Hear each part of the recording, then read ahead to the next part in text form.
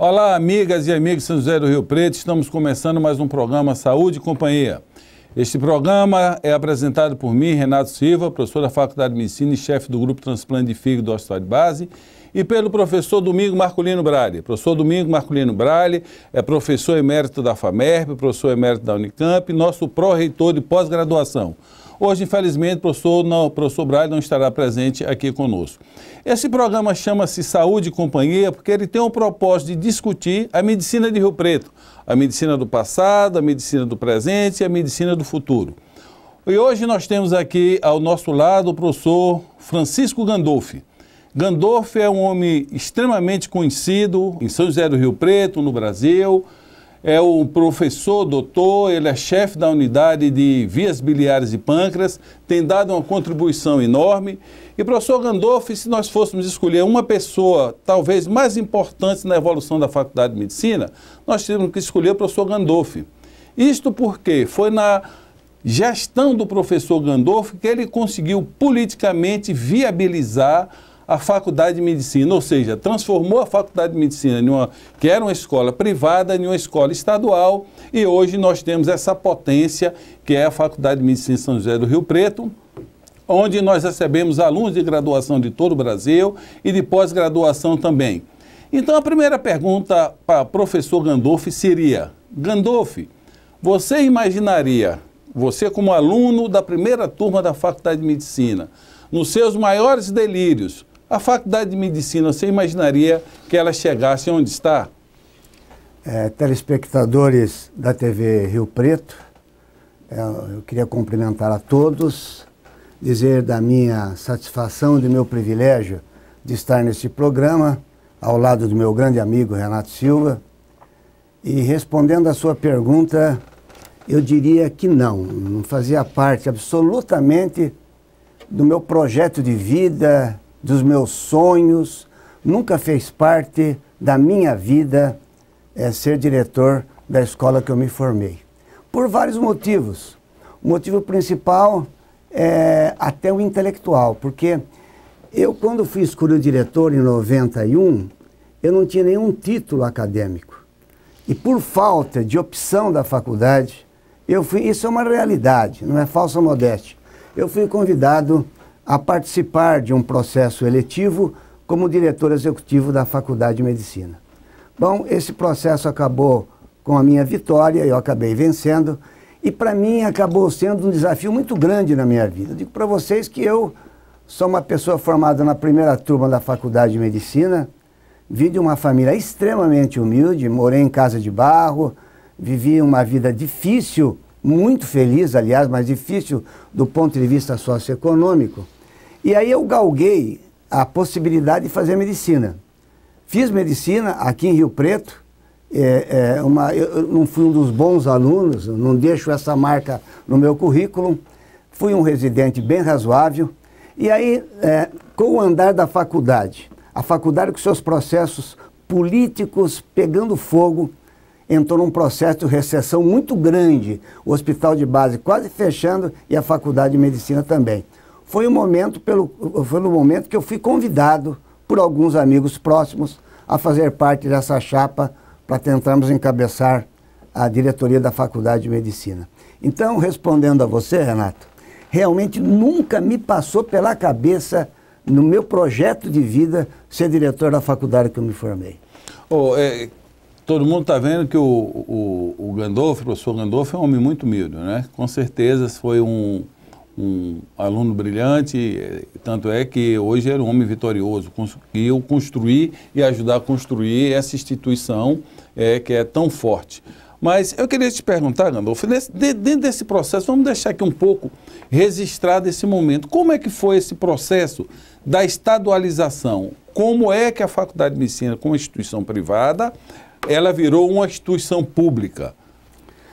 Renato, o anseio vem desde quando ela foi fundada. Essa é a grande verdade. Desde quando nós começamos em 1968 aqui, no dia 19 de março, a frequentar a Faculdade de Medicina como primeira turma, já existia o anseio no coração daqueles alunos de que essa faculdade se tornasse uma faculdade pública, uma faculdade principalmente estadual ou federal, ou até municipal, se sugeriu uma época da história. Isso foi sendo alimentado. A cada diretor que entrava, o primeiro diretor foi o maior diretor da escola, o maior diretor humanista, o maior homem público que eu já conheci na minha vida, o Dr. Raul de Aguiar Ribeiro. Que está vivo, graças a Deus. Está vivo, cardiologista, um homem que tratou cada um dos 69 alunos da primeira turma como filhos. Pra você ter uma ideia, comigo eu tinha um problema de um dente, que tinha que ser tratado o canal, e eu não tinha condições financeiras de tratar esse dente. Então eu jogava futebol profissional, na segunda divisão, para que eu conseguisse me manter dentro da escola que era paga na época. Quando eu falei com o doutor, eu estou com uma dor de dente, está me incomodando, ele imediatamente arrumou um dentista, que é um endodentista muito famoso, Dr. Fleury, e esse dentista acabou fazendo esse serviço. Eu não sei se cobrou ou não, mas se cobrou, quem pagou foi o Dr. Raul. Então esse foi o primeiro diretor. Aí vieram outros, Dr. Rubens Rocha, depois veio José Carlos Polacchini, Deoclésio, depois veio Liberato, Márcio Fioroni, depois aí quem substituiu o Liberato, no ano de 1990, que ele foi eleito deputado federal. Fui eu que em 90 eu substituí o professor Liberato e entrei como diretor. Então, o anseio, se falar que foi a minha administração a que estadualizou a escola, não é verdade. Vários diretores tiveram um grande trabalho e não conseguiram. Foi uma luta que foi crescendo. Ela foi crescendo, o doutor Liberato, que foi que me antecedeu, teve um trabalho político extraordinário. Acredito que o professor Liberato foi a pessoa que incluiu na faculdade o poder econômico. Eu creio assim, desculpe, o poder político. Ele se envolveu na política, foi vitorioso na política, e isso acabou dando força politicamente para a escola. Mas o grande baluarte mesmo, a pessoa mais importante dessa estadualização, indiscutivelmente, foi o governador Fleury. Foi da vontade do governador Fleury que essa escola acabou sendo estadual. Gandolfo, nós vamos conversar sobre essa estadualização, o político Fleury, que foi extremamente importante, vai ficar para o segundo bloco, mas eu gostaria também de fazer um registro aqui. Quando o professor Gandolfo fala que não foi estadualizada na gestão dele, isso é uma força de expressão. Ela realmente foi estadualizada na gestão dele. Aí ele está querendo dizer que foi um processo político de toda a comunidade. Toda a comunidade se envolveu e Deus quis que essa instituição fosse estadualizada na gestão dele, com a interferência muito importante do político Fleury, que nós vamos falar no segundo bloco.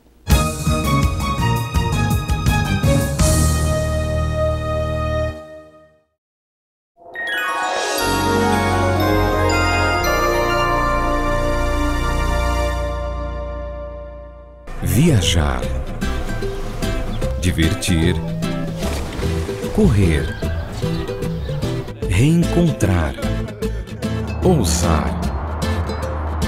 Aonde você for, viva o melhor da vida com a tranquilidade e proteção da Unimed Rio Preto. Faça seu plano e aproveite todas as vantagens que só a Unimed tem para você. Cuidar de você e de sua família, esse é o plano. Unimed Rio Preto. Para que você possa compartilhar alegrias, experiências, novos desafios, sucesso, momentos especiais, qualidade de vida, nós compartilhamos com você a sua saúde. HB Saúde, o plano de saúde que está sempre ao seu lado.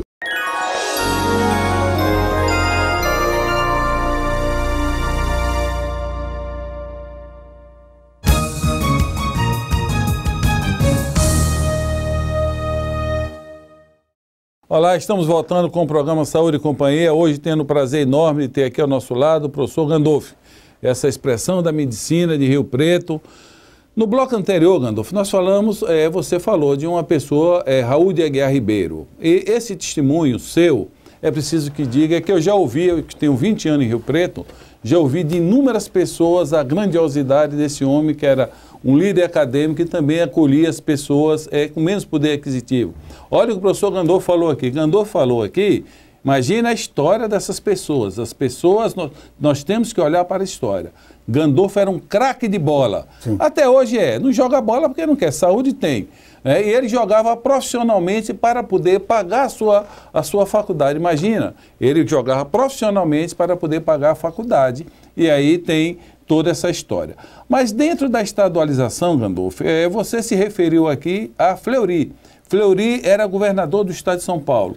Foi determinante ou não a sua atuação na estadualização da Faculdade de Medicina de Rio Preto? Olha, Renato, eu vejo que é sine qua non a posição do Fleury. Se não fosse o Fleury, não estadualizaria a escola. Lógico que houve um movimento de toda a comunidade, local, regional. Foi um processo muito bem armado pelo professor Fogaça, que era o secretário da escola, e o anseio político de alguns políticos da cidade. O Toninho Figueiredo, na época, Edinho Araújo, Marcelo Gonçalves, Vigílio Della Pria Neto, Silvio Benito Martini. Essas pessoas, esquecendo e me desculpa de alguém, eram os políticos da época que abraçaram fervorosamente e sem cor partidária essa estadualização. Isso foi levado para o governador Fleury. Nós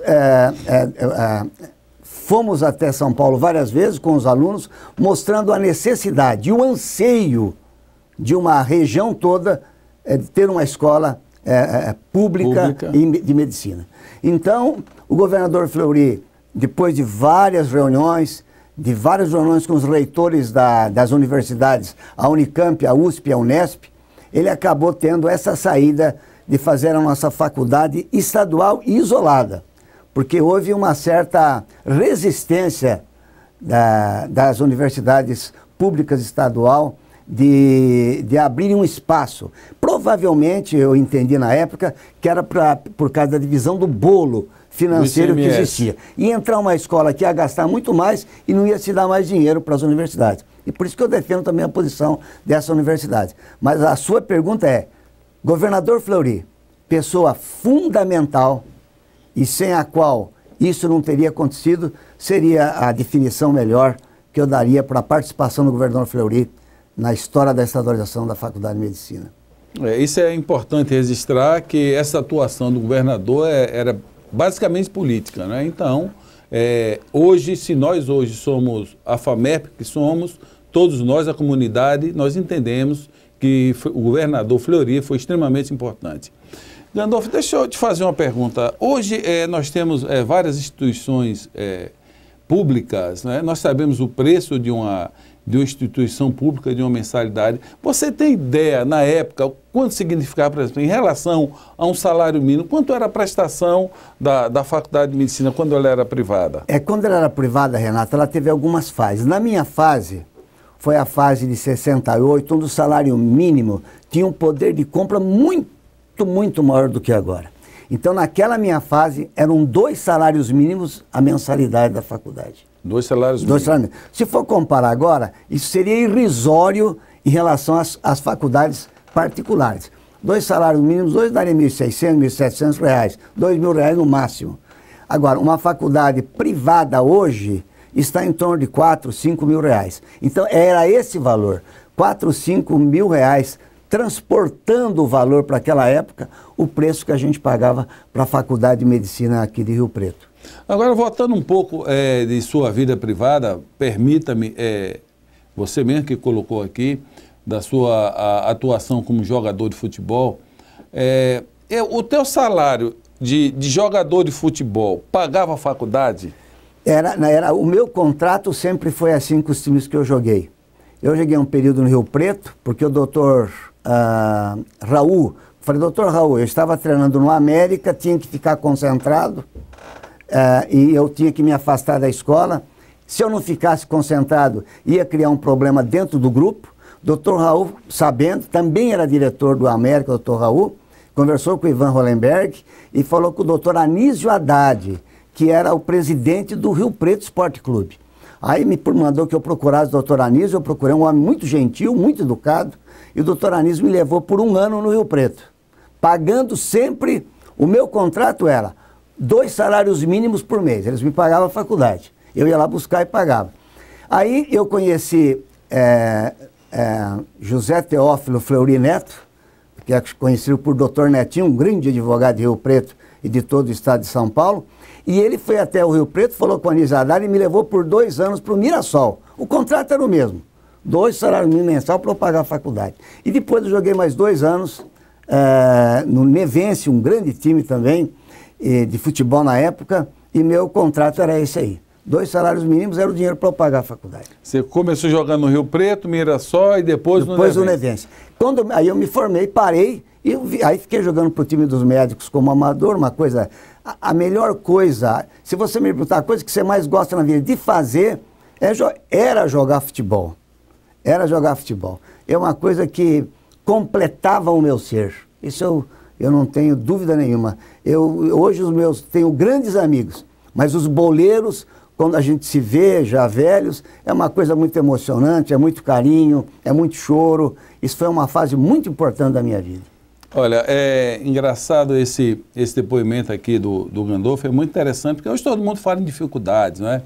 E às vezes nós temos aluno que reclama as dificuldades, então o Gandolfo, que hoje é professor, doutor, chefe de um serviço de cirurgia das vias biliares e de pâncreas, jogava futebol para se formar. Dificuldade é que faz com que a gente cresça na vida.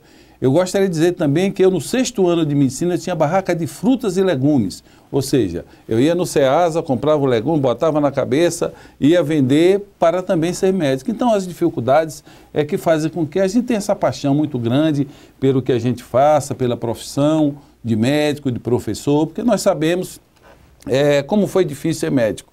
Não é? Imagina, na Bahia nós tínhamos apenas 2 faculdades de medicina, na minha época não tinha tanta faculdade como nós temos hoje.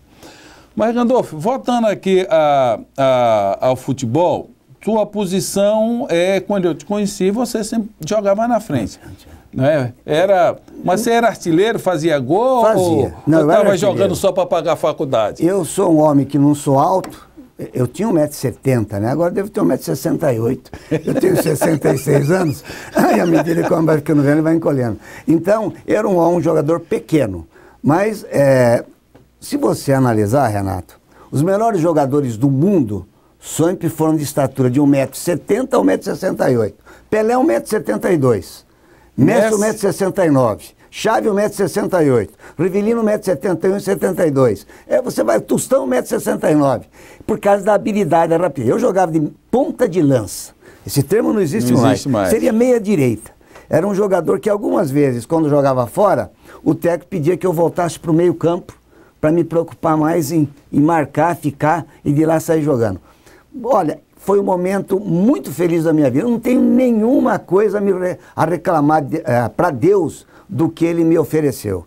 Foi um momento de sacrifício, talvez, mas a alegria e o prazer era tão grande que superavam muito mais que o sacrifício. É o que diz a palavra de Deus.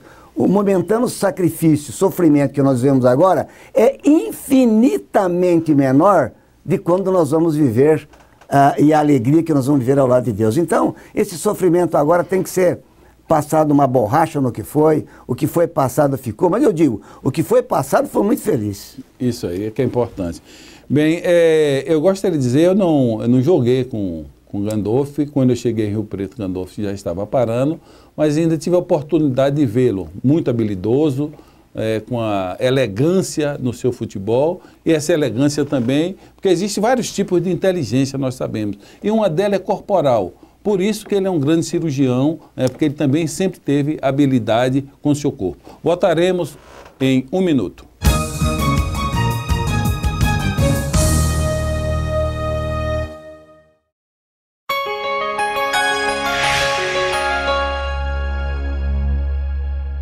Viajar, divertir, correr, reencontrar, ousar. Aonde você for, viva o melhor da vida com a tranquilidade e proteção da Unimed Rio Preto. Faça seu plano e aproveite todas as vantagens que só a Unimed tem para você. Cuidar de você e de sua família, esse é o plano Unimed Rio Preto. para que você possa compartilhar alegrias, experiências, novos desafios, sucesso, momentos especiais, qualidade de vida. Nós compartilhamos com você a sua saúde. HB Saúde, o plano de saúde que está sempre ao seu lado.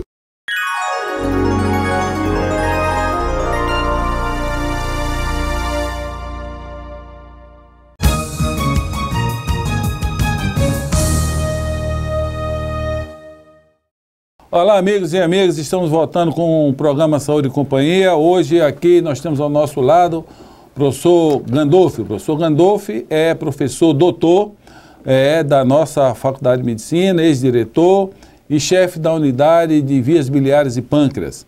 Não é? E eu gostaria de perguntar, Gandolfi, na época que nós éramos estudantes, na época que nós fizemos nossa formação de cirurgião, para se operar uma vesícula, você tinha que fazer, às vezes, uma incisão muito grande. Não é? Qual foi a importância da evolução da cirurgia laparoscópica na intervenção da via biliar? Foi muito grande. A cirurgia laparoscópica hoje no mundo é uma realidade em vários campos da medicina. Começou realmente na gastroenterologia com a cirurgia de vesícula, que se chama colecistectomia, retirada da vesícula. Começou por volta de 1889. E aí no Brasil, 1990, tinha muita gente fazendo. Nós começamos a fazer aqui em 1993 na faculdade. É quando nós começamos. Então, a cirurgia vidroaparoscópica são 4 pequenas incisões, 2 de 1,5 cm, 1,2 centímetros, menos de 1,5, e a outra são 2 furinhos apenas, menos de meio centímetro. Com esse arsenal, isso é projetado por uma câmera num monitor de televisão, e você tranquilamente faz a cirurgia com mais segurança, com a dimensão da visão muito maior e com uma precisão muito maior, e o paciente que ficava 3, 4, 5 dias internado com dor nesse corte enorme que o Dr. Renato falou, com 12 horas, é uma cirurgia ambulatorial já. Algumas vezes, com 12 horas, ele pode ir embora andando, comendo e tendo uma vida normal. O avanço foi muito grande para o médico e para o paciente. Leandro, fala para o nosso telespectador como é que ele imagina ou ele começa a desconfiar que ele tem um problema de vesícula. Qual é a primeira coisa que ele sente? O grande diagnóstico da pedra na vesícula é um diagnóstico incidental. A grande maioria, porque a pedra na vesícula, em 70% dos casos, ela é assintomática. Ela não dá sintoma nenhum. Então a senhora vai no ginecologista, ou o colega vai em um médico, ele pede um ultrassom do abdômen por um momento, por uma hérnia, por uma dor, e o ultrassonografista faz uma varredura no abdômen e acaba encontrando a pedra na vesícula. E o melhor exame, com quase 100% de positividade, é o ultrassom mesmo hoje. Então, isso é uma coisa, são aqueles que são assintomáticos. A sintomatologia, mas é indigestão, uma indigestão constante, uma dor, quando ela se exacerba, que é na boca do estômago, na região epigástrica, que vai para o lado direito, que é onde fica a vesícula, embaixo da costela do lado direito, e essa dor vai também para a região lombar interescapular, entre os dois omoplatos assim chamados. Então é uma dor muito característica de intensidade, de 1 a 10, 1 a fraca, 10 a forte, de 10. É uma dor incólica insuportável. Então, dispepsia, que fica enrolando, aí você procura o médico, pode fazer o diagnóstico ali, pode fazer o diagnóstico após a cólica, pode fazer o diagnóstico sem nenhum sintoma, e pode fazer o diagnóstico agora que complicou a vesícula. Porque como ela vive sem sintoma e a pessoa não sabe, ela pode chegar na emergência médica com uma perfuração, com uma colicite aguda, com uma pedra que migrou e assim por diante. Olha, é interessante a população ficar atenta para esse tipo de dor, porque quando você opera esse paciente sem essas complicações, sem essas inflamações, é muito melhor ter menos complicação. Mas quais são as complicações que podem advir desse cálculo na vesícula? O que eu queria que o telespectador fixasse bem é que os cálculos pequenos são piores do que os grandes. Os menores ou microcálculos, ou areia, essa areia grossa que vocês conhecem da construção, esses cálculos têm maior facilidade de sair da vesícula e ir para o canal principal da via biliar, que se chama colédoco. E daí ele pode até afetar o pâncreas, que dá pancreatite. Então, a grande preocupação do médico é quando o cálculo é pequeno. Quando o cálculo é grande, a gente também tem preocupação. Então, quais são as complicações? O cálculo migrar, ir para o colédoco, para o canal principal, vai dar tirícia, pode dar coceira no corpo. O segundo lugar desse cálculo, ele pode causar pancreatite aguda, uma doença devastadora. Uma doença que, se for grave, o paciente vai para o UTI com risco de 30% de morrer. A vesícula pode se inflamar por causa das pedras e dar o que se chama de colicite aguda. É a dor com a mesma que nós caracterizamos, mais febre, mais infecção no sangue, mais o pulso acelerado. É um quadro que tem que ir para o hospital correndo. Então, essas situações são as mais comuns. Pedra no canal da via biliar, que chama colédoco-litise, pedra que migrou, que passou pelo canal, mas que afetou o pâncreas, pancreatite aguda, e colicistite aguda, que é a inflamação aguda da vesícula causada pelas pedras. E a colangite? A colangite, ela é uma consequência da pedra no canal. Quando a pedra sai da vesícula e vai para o canal, a colangite, ela tem um sintoma de febre, calafrio, dor e icterícia. Essa é uma doença gravíssima, que é uma complicação da colédolictise, que é complicação da pedra na vesícula. Então, a colangite, que pode ser supurativa, criar pus, a causa principal é pedra no canal principal da vesícula. E essa infecção pode até subir para o fígado, é a área do Renato, dá abscesso hepático, é um quadro desesperador, que merece intervenção para drenar essa vesícula, essa árvore biliar, muito antibiótico, atenção em UTI, é uma preocupação muito grande a colangite. Professor Gandolfo, nosso tempo está acabando, eu gostaria que você deixasse uma mensagem para o nosso telespectador. Bom, a minha mensagem é sempre de otimismo. Como vocês viram, eu comecei numa situação, eu não diria desprivilegiada, porque eu era feliz lá também, muito feliz com os meus pais. Dizer que os obstáculos foram feitos para serem vencidos, para serem ultrapassados. E que não existe absolutamente homem que possa resolver os seus problemas. Os seus problemas estão absolutamente todos eles nas mãos de Deus. Então, se eu pudesse deixar um recado em você aí, que vive com essa doença grave, que chama depressão, ansiedade, as doenças da mente, procure o seu médico, logicamente, mas procure a palavra de Deus. Não estou falando de religião, estou falando de Deus. Procure a Deus, porque Ele carrega o seu fardo, torna o seu fardo muito mais leve do que é. E Ele diz, traga toda a sua ansiedade aos pés da cruz de Jesus, porque isso que vai aliviar o seu fardo. Isso que foi nessa filosofia de vida, eu diria assim, que eu tenho coordenado a minha ansiedade, que eu tenho diminuído a minha ansiedade e estou vivendo uma vida muito feliz mesmo. Renato, eu tenho muito que agradecer a você, aos diretores do programa, de me dar essa oportunidade ímpar de estar falando para essa população onde eu vivo, que quase 50 anos nessa cidade que eu amo tanto e que respeito tanto. Obrigado, Gandolfo. Em cima do que nós conversamos aqui, Henry Ford falou alguma vez que o fracasso, às vezes, são mais importantes do que os êxitos. Então, é isso que nós devemos imaginar. A vida, como dizia Lulu Santos, ela vem em ondas. Eu gostaria de agradecer aqui a presença do meu colega, a pessoa que eu admiro muito, o professor Gandolfo, e até o próximo programa com Paz e Saúde.